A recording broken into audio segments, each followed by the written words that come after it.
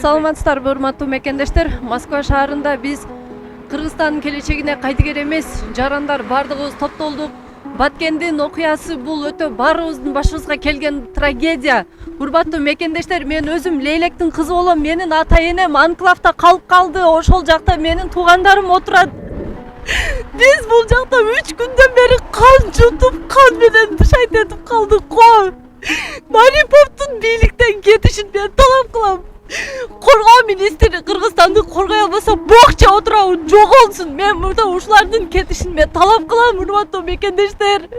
Биздин Лейлекте элдер кырылып калды. Биз чыдай албай, биз жаңы элдик өкмөт куралышын биз талап кылабыз, урматтуу мекендештер. Кыргызстанды биз сактап калыш үчүн элдик өкмөт куралышы керек. Урматтуу жердештер, урматтуу бийликтегилер, сиздерден эми кайра эле сурана берген дагы өзү мындай уят эле болуп калды.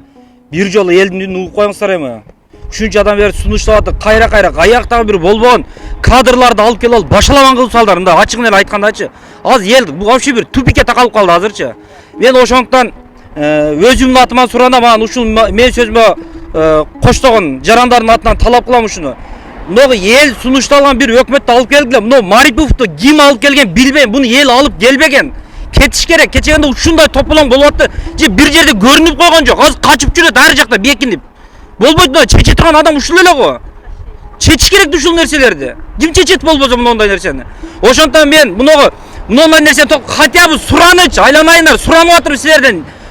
Карапайым эл суранда да силерден сураныч, хотя бы жок дегенде, мынагы тополоң тынчыганга чейин, мынагы жолдорубуз, жерлер чечилгенге чейин элден сунушталган адамдарды коюп турулачы. Чече турган деңгел бийиктер уже чечип турсунчу. Бийлигиңерди башына деле урбайт, кайра аласыңар ошол бийлигиңерди. Ушун чечкенге чейин силерден суранам. Ушу эски саясатчылар бар, эски бүт ушундай нерселер баштан өткөргөндөр бар, башка мамлекеттен сүйлөшкөн деңгел жете турган инсандар бар.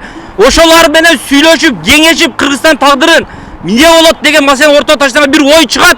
Алаңда отурбайт алам Марипов ошо ар жака барып. Мен ошондуктан жаран катары өзүм суранып кетем, мен жаран катары. Мен Мариповдун кетишин талап кылам. Анын ордуна эл тарабынан эл өзү сүдүрөп келген бир таза бир жакшы саясатчылар коюп, мамлекеттик деңгээлде чече турган инсандарды алып келбесек, Кыргызстан мынау тумпиктен чыга албайбыз. Өтө кыйын акыбалда калды. Силерге билинбейт, азыр ал жерде адам саны айтылбайт, канча өлүп кетти, эч ким айтылбайт, так маалымат. Ал жерде канчалар жерлер базылып атат. Же ал жерде сүйлөшүштү билбейсиңер. Же болбосо элге оружие таратпайсыңар. Элди жанагы кекиликке аткандай кылып атат ал жерде. Ойлонгон адам барбы ошону? Марипов эмне ойлонуп атат? Сен ошол жерлен жок дегенде чыгып туруп бир жол гыңкат сүйлөп койсоң өлүп каласыңбы? Өлүп деле гыңкылдап кетет, кыймылдап кетет эле мондайда. Бирок кыргыздык отурасыңар го. Силерге жаран катары суранып кетерим. Кыргызстан тагдыры өлүп калбаса да мындагылар берип тургулачы, бир 5-6 күнгө болсо да чечилгенге чейин берип тургулачы. Чечилип бүткөнүн аласың ошол нерсени. Башына деле урбайт эч ким. Урматтуу эл журт, канча күндөн бери мына жүрөгүбүз эзилип, биз алыста турсак дагы күнү түнү уктабай жатабыз. Дегеле айтарым, коргоо министри Ташиев Марипов кетсин. Кеткиле айланайындар. Азапка салып бүттүңөр. Силер эч кыйналбасаңар, мына карапайым калктын ошолордун убалы уктатпай калат. Кеткилечи силер.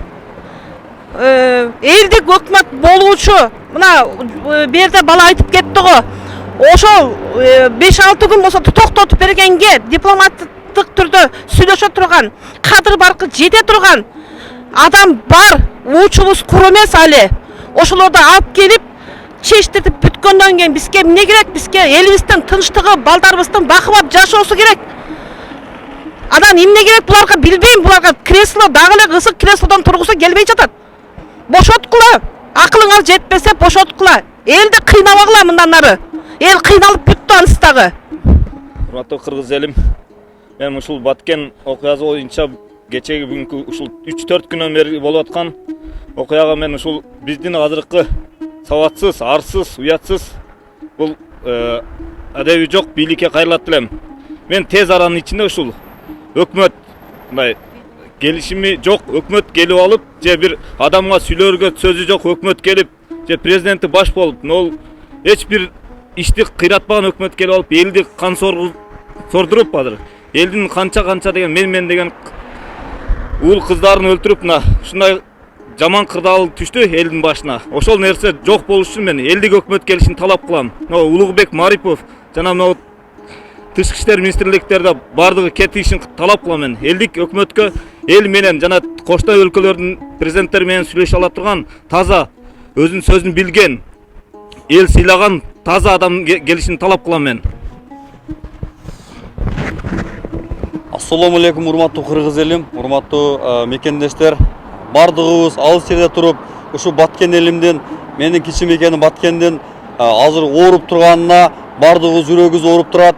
Мен бул жерде ушул Баткендеги ушул болгон окуяга биздин биринчиден болуп бийликти күнөөлөп кетем. Себеби азыркы учурда ушунча канчалаган кыргыз биздин бир туугандары өлүп кетип атат. Ошого мен сиздерден суранарым, Мариповдун отставка кетишин талап кылабыз. Жана элдик өкмөт курулушуну суранабыз. Элдик өкмөткө биздин Кыргызстандагы кыргыздын уюткулары, кыргыздын лидерлери биригип ошолордун курулушуну талап кылабыз.